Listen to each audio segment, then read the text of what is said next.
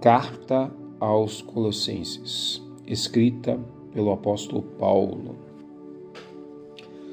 Hoje o tema é sobre a missão de Paulo e o ministério do Evangelho. Colossenses capítulo 1, do versículo 24 ao versículo 29. Colossenses capítulo 1, versículo 24 ao versículo 29, tradução Revista Atualizada, RA.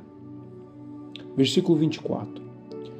Agora me regozijo dos meus sofrimentos por vós e preencho o que resta das aflições de Cristo na minha carne, a favor do seu corpo, que é a igreja. Versículo 25. Do qual me tornei ministro de acordo com a dispensação da parte de Deus, que me foi confiada ao vosso favor, para dar o pleno cumprimento à palavra de Deus. Versículo 26. O mistério que estivera oculto dos séculos e das gerações, agora todavia se manifestou aos seus santos. Versículo 27. Aos quais Deus quis dar o conhecer qual seja a riqueza da glória deste mistério entre os gentios, isto é, Cristo em vós, a esperança da glória. Versículo 28. O qual nós anunciamos, advertindo todo o homem e ensinando a todo homem em toda a sabedoria, a fim de que apresentemos todo homem perfeito em Cristo. Versículo 29. Para isso é que eu também me afadigo, esforçando-me o mais possível, segundo a sua eficácia, que opera eficientemente em mim. Então aqui o apóstolo Paulo, ele está direcionando a carta aos nossos irmãos em Colossos, relatada por causa do pastor Epáfras, que relatou alguns desvios em relação à doutrina, à teologia cristocêntrica, e o apóstolo Paulo então faz a menção agora sobre a missão do apóstolo Paulo e o mistério do Evangelho, e ele quer dar uma esclarecida sobre isto. No versículo 24 ele diz: agora, no presente momento, o apóstolo Paulo, ele escreve esta carta na primeira vez que ele está preso no seu domicílio lá em Roma, em razão por causa do Evangelho. E então o irmão Epáfras visita-o lá, falando a respeito dos nossos irmãos em Colossenses.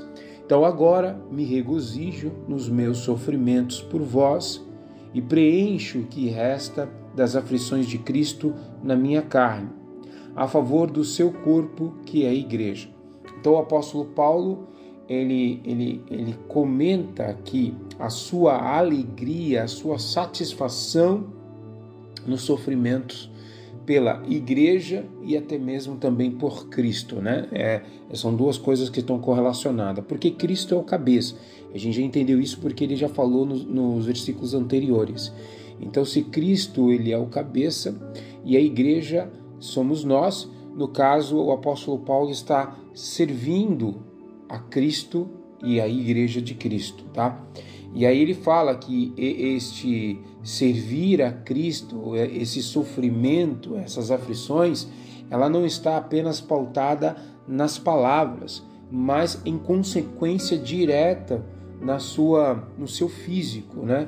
Por exemplo, ele escreve esta carta porque ele está preso em domicílio, ele não tem liberdade aí neste momento a que ele está escrevendo esta carta, mas ele não deixa de cumprir a sua missão, que é anunciar e ensinar com sabedoria a respeito do Evangelho de Cristo, o reino dos céus, tá? Então nós vemos aí então o apóstolo Paulo iniciando que apesar do sofrimento, apesar das perseguições, apesar das restrições que ele estava sendo afligido naquele momento, ele não deixava de servir a Cristo e também a igreja, os ecletos, os escolhidos, os chamados. Toda vez que a gente fala igreja, dá a expressão do grego ecletos, escolhidos, eleitos, chamados. Versículo 25.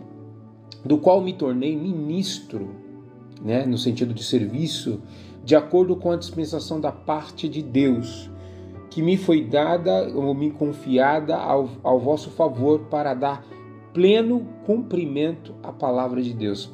Então o apóstolo Paulo esclarece que ele foi feito ministro, né, para ministrar a palavra de Deus, não por vontade dos homens, não é por vontade de Moisés, não é por vontade dos apóstolos, mas diretamente direcionado por Cristo. Cristo o escolheu, separou, o santificou e ensinou, né, ali o apóstolo Paulo para que ele pudesse então ser ministro, né? E aí foi confiado a ele o pleno cumprimento, para que ele pudesse ensinar o pleno cumprimento à palavra de Deus. Então o apóstolo Paulo, você vê que ele tem um cuidado, né? Assim como o nosso pastor Epáfras, ele tem o cuidado de trazer à igreja uma mensagem cristocêntrica, uma mensagem que está pautada no evangelho, no reino de Deus. E aí então nós vemos a preocupação de trazer algo pleno, não é parcial, não existe assim um mistério. Você vai ver isso porque ele comenta isso no versículo 26, olha o que ele diz: o mistério que estivera oculto dos séculos e das gerações, agora, naquele momento que ele está escrevendo, todavia se manifestou aos seus santos. Então nós vemos que aquilo que o Velho Testamento pontava, né, anunciava a vinda do Messias, né, de Jesus, o Messias, o ungido, aquele que na verdade é o Cordeiro de Deus que tira o pecado do mundo, estava oculto, não havia se manifestado. Mas a partir daquele momento, né, a partir ali do nascimento de Cristo e da obra salvífica na cruz do Calvário através de Cristo, esse mistério se tornou revelado, amplo, difuso, né? E aí Paulo então disse então que se manifestou aos santos. A palavra santos aqui é separado, aqueles que foram escolhidos. Então a revelação de Deus, a salvação de Deus, a obra salvífica de Cristo, ela foi manifestada aos santos, à igreja, né? Então, ou seja, a pessoa está no seu estado de pecado, ela não ouviu ainda a palavra, lembrando que o nosso nome já foi escrito no livro da vida antes da fundação do mundo. Se você ler todo o capítulo 1 de Efésios, você vai entender isso. O apóstolo explica direitinho lá todos os detalhes sobre isso. Então, o que acontece com o pecador que foi eleito, separado e chamado? Ele só precisa ouvir a palavra. Quando ele ouve a palavra, ele é constrangido pelo Espírito Santo a se arrepender e reconhecer os seus pecados. Automaticamente ele é revelado para ele o seu estado que ele está, e automaticamente é revelado a ele que contra o pecado há uma solução definitiva para emplacar a ira de Deus sobre nossas vidas. E aí então, a partir daquele momento, o Espírito Santo vai auxiliar aquele novo crente que se arrependeu, né, porque foi chamado, foi escolhido, e daí em diante aquilo que estava oculto para os pais e os profetas, os patriarcas, agora está patente aos santos salvos em Cristo Jesus. Versículo 27. Aos quais Deus quis dar conhecer. Irmãos, se você ler esta carta, eu não consegui contabilizar agora e nem te dizer, mas é usado constantemente estas palavras: pleno conhecimento, entendimento espiritual, sabedoria, né? Pleno conhecimento. E aqui volta o apóstolo Paulo iniciando, usando a mesma palavra, dizendo: os quais Deus quis dar conhecer qual seja a riqueza da glória deste mistério entre os gentios, mostrando que não é uma revelação exclusiva ao povo gentil, mas ela é difusa, foi ampliada aos gentios que somos nós, isto é, Cristo em vós, a esperança da glória. Veja que então ele trata essa palavra constantemente: conhecer, entender, aprender, ensinar, sabedoria, entendimento espiritual. E no contexto que vivemos hoje, em chamar no pós-modernismo a igreja da atualidade, ela conta que quanto mais você for desconhecedor da palavra, mais ela pode manipular, enganar, persuadir você com um falso evangelho. E veja então que nós estamos desde o começo do capítulo 1, e nós estamos apenas no capítulo 1, falando sobre isso, que o conhecimento, o entendimento, a sabedoria, que é a vivência de viver para com Deus, pautado na palavra, nós vemos então agora Paulo dando mais uma ênfase de novo, aos quais Deus quis dar o conhecimento, a conhecer as riquezas da glória deste mistério, que foi partilhada entre os gentios, a todas as nações, que somente irão entender, compreender e viver sobre a graça e a salvação de Cristo aqueles que realmente foram santos, escolhidos, chamados. Por isso que no início da carta, o apóstolo Paulo fala lá no versículo 2, que ele comenta aos santos e fiéis irmãos em Cristo, tá? Então a gente sempre vai fazer essa ponte entendendo, a regra de hermenêutica, voltando, vendo o contexto, porque o apóstolo Paulo não escreve nada sem conexão. Ele sempre está pautado escrevendo dentro daquilo que ele tinha de conhecimento do Velho Testamento, pontando para os versículos do Velho Testamento, para dar ênfase que aquilo que ele está ensinando está pautado pela palavra e que tudo está conectado àquilo que ele está ensinando, tá? Versículo 28, o qual nos anunciamos, ou seja, é necessário pregar, ensinar, tá? Advertindo a todo homem e ensinando todo homem toda a sabedoria, a fim de que apresentemos todo homem perfeito em Cristo. Veja que o apóstolo Paulo está chamando a atenção dos nossos irmãos de Colossos, a importância de anunciarmos de fato a plenitude do conhecimento a respeito de Cristo em razão de Deus. E nós vemos isso que ele fala então, que devemos ensinar todo o homem em toda a sabedoria, a fim de que apresentemos todo o homem perfeito em Cristo. Veja que esse todo o homem seria toda, entre aspas, a humanidade, mas precisamos ensinar no sentido de entender que mesmo o ímpio, aquele que vai ouvir a palavra inúmeras vezes na sua vida, mas ele não dá atenção, ele não está nem aí para o que está acontecendo dentro da Bíblia, o que a Bíblia está falando.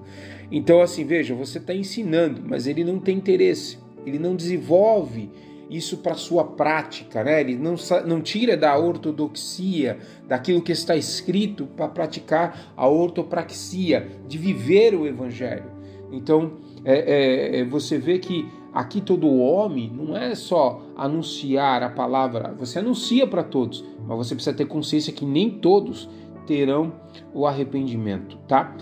Agora fica a pergunta, mas quando nós sabemos que aquela pessoa ela é escolhida ou não? Não sabemos, devemos que anunciar. Esse anunciar, ele não está falando apenas pregar, mas ele dá ênfase, ensinando com sabedoria, o pleno conhecimento a respeito de Cristo. Então assim, a nossa obrigação é pregar o Evangelho ao ponto de ensinar, a que as pessoas consigam compreender o Evangelho, não a instituição, não é o dogma da igreja, não é pautado naquilo que o homem inventa em tradições, mas é ensinar o Evangelho de Cristo, é ensinar a obra salvífica de Cristo, pois quem convence o homem é o Espírito Santo. Isso nós vemos lá em João. Lá depois do capítulo 15 em diante, João fala sobre isso. Ele fala que o Espírito Santo é que convence o homem do pecado, da justiça e do juízo de Deus. E é ele que vai guiar em toda a verdade. Veja que a orientação que é dada pelo Espírito Santo. Então o Espírito Santo, ele não é incompetente para cumprir a sua missão em testificar a respeito do Evangelho e a respeito de Cristo. Ele é totalmente suficiente. Então, quando a palavra está sendo pregada, ensinada, automaticamente o Espírito Santo ele vai diretamente àqueles que são chamados e escolhidos. Então, ele abre os seus ouvidos, constrangendo eles ao ponto de virem a necessidade de se arrependerem, de aprenderem, e aí eles vão ficar sedentos em ouvir a palavra. Isso será uma forma progressiva e constante. E aí do Espírito Santo, trabalhando através do ensinamento, as pessoas vão ouvindo e o Espírito Santo vai convencendo, aí ela vai sendo transformada, regenerada a sua conduta, tá? Mas isso não deixa ela totalmente isenta de cometer algum deslize. Mas lembrando, Jesus Cristo morreu por todos os nossos pecados. Abrindo aí um parêntese para aqueles que possam ser um pouco mais críticos, lembrando que não é porque Cristo morreu por todos os nossos pecados que vamos viver uma devassidão e aí então viver de qualquer jeito. Não é isso que a palavra de Deus ensina em Romanos 6. Mas a gente precisa entender que o apóstolo Paulo ele fecha essa brecha, porque aqueles que realmente estão em Cristo, eles serão convencidos, deixarão de fato aquilo que eles realmente desagradam a Deus, e isso, é claro, poderá ser de forma progressiva. Não é, às vezes, alguma coisa que ele deixa o pecado ali de imediato, não. Lembra que o justo viverá da fé, ele é justificado pela fé. O Abraão, ele foi salvo pela fé, tá? Então a gente precisa entender, e muitas pessoas criam muito caso por causa disso, achando que o homem ele contribui para a salvação. E Paulo já deixou isso bem claro, que a salvação é uma obra exclusiva de Cristo. E o Espírito Santo é que testifica, que nos ensina, que nos constrange a entender a respeito de tudo isso que é Cristo Jesus. Por isso que ele fala, o qual nós anunciamos, advertindo todo homem e ensinando todo homem em toda a sabedoria, a fim de que apresentemos todo homem perfeito em Cristo. Veja que o homem, ou seja, os santos fiéis em Cristo que foram chamados, ele é perfeito em Cristo, né? Ele não é feito perfeito em si, mas ele é perfeito porque ele está em Cristo. Então assim, se ele vive em Cristo, as suas ações, o pecado, ele não tem mais domínio sobre nós. É isso que a gente vai ver lá nas cartas aos Romanos, quando o apóstolo ensina sobre isso, que aqueles que estão em Cristo Jesus, o pecado não tem mais domínio sobre ele. O seu vínculo com o pecado, ao ponto dele estar casado com o pecado, o seu compromisso com o pecado, ele é desfeito, porque você morre literalmente para o pecado. O pecado não consegue mais te enxergar. O domínio, ele não tem domínio mais sobre vós, porque o Espírito Santo te revelou a Cristo. E a partir da palavra de Deus, então você entende que o pecado não tem mais domínio. Então se você não tem mais domínio, se você não tem mais aliança com o pecado, e agora você está morto para o pecado, mas agora você tem uma nova aliança, que é a graça de Deus que superabundou o pecado e a lei que nos condenava, e agora vivemos em vida e vida com abundância em Cristo Jesus. Então você é perfeito porque você está em Cristo. Cristo te fez você estar nele, por isso que você está perfeito. Não é Cristo vem, habita em você e você é perfeito, né? Você se torna perfeito primeiro para Cristo habitar. É ao contrário, você é perfeito em Cristo porque você está imergido dentro de Cristo, dentro da sua palavra, e o Espírito Santo é que nos convence a respeito de tudo isso. Versículo 29. Para isso é que eu também me afadigo, gera um cansaço, seja ele espiritual, físico, né? Paulo está falando, esforçando-me o mais possível naquilo que ele pode fazer, segundo a sua eficácia que opera eficientemente em mim. Olha o apóstolo Paulo dizendo que segundo a eficácia que opera nele. Essa eficácia, ela não é oriunda do caráter do apóstolo Paulo. Não é oriunda da vontade dele, mas é oriunda da graça de Deus. Deus vai o fortalecendo, Deus vai dando força a ele, Deus vai direcionando o apóstolo Paulo. Então veja, a gente olhando assim até parece ser um pouco de arrogância do apóstolo Paulo. Parece que ele está se autoconfiando, mas se você ler todo o contexto, você vê a dependência do apóstolo Paulo em relação a Cristo, que ele depende de Cristo, a sua força depende dele. Então não é uma força que vem da força do seu braço. Ele pode até tentar se esforçar, mas se ele não tiver o auxílio do Espírito Santo, ele não consegue dar um passo. E é isso que o apóstolo Paulo então revela aos nossos irmãos de Colossenses. Glória a Deus por isso, né? Vamos orar, agradecer a Deus.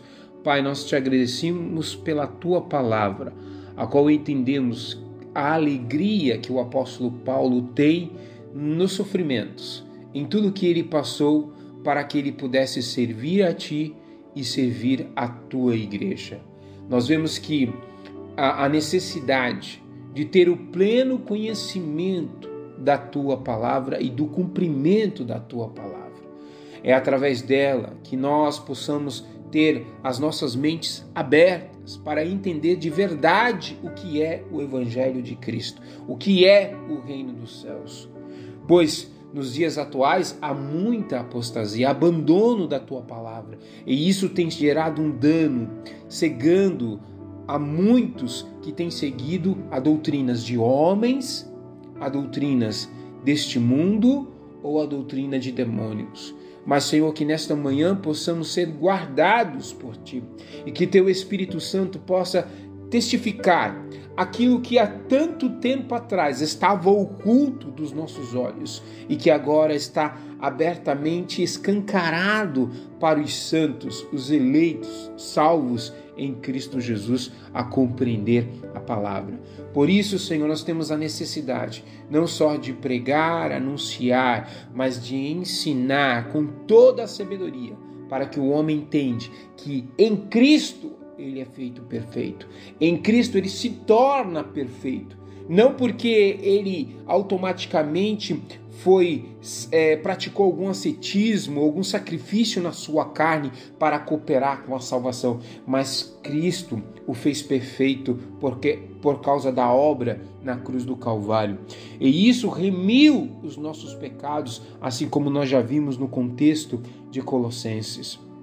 E aí nós vemos que esta força, que esta capacidade e aquilo que é eficaz quando nós pregamos é porque opera o Espírito Santo na nossa vida e na vida daqueles que também estão ouvindo. Senhor, que almas sejam alcançadas, que o seu entendimento seja aberto e que de fato o Espírito Santo possa convencer o mais vil pecador do pecado, da justiça e do juízo, pois o Espírito Santo fala a respeito de Cristo Jesus. Testifica em seus corações. É o que eu te peço em nome de Jesus. Amém. Que o amor de Deus, a graça do nosso Senhor e Salvador Jesus Cristo e as doces consolações do Espírito Santo sejam com todos e todos digam amém.